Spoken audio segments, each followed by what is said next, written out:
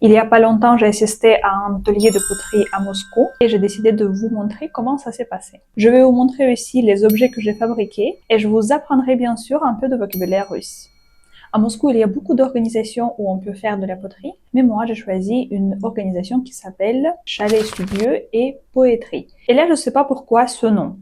Bien sûr, on comprend que ça fait référence au mot français poterie, et donc je ne sais pas pourquoi cette orthographe, donc soit c'est une erreur, soit peut-être il voulait faire un jeu de mots pour dire poetry en anglais, et pour faire référence à ce côté poétique ou artistique de la poterie. Alors, dites-moi ce que vous en pensez. Quelle hypothèse vous semble la plus probable? Si jamais vous avez d'autres hypothèses, allez-y. Et la poterie en russe, ça donne Goncharное искусство. Les locaux où les ateliers de poterie ont lieu se trouvent au centre-ville de Moscou et ils sont joliment décorés.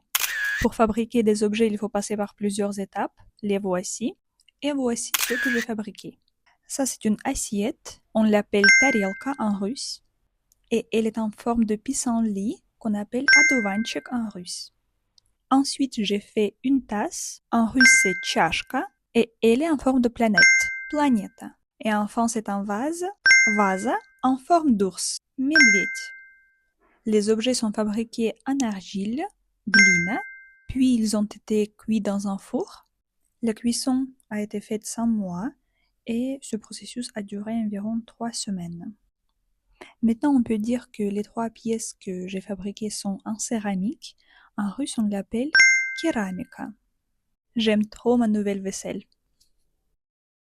Et donc, en somme, j'ai beaucoup aimé cet atelier. C'est très apaisant comme activité, au moins pour moi. Et en plus, maintenant, j'ai des objets fabriqués par moi-même qui vont me rappeler ce moment et donc qui seront de jolis souvenirs. Et voilà!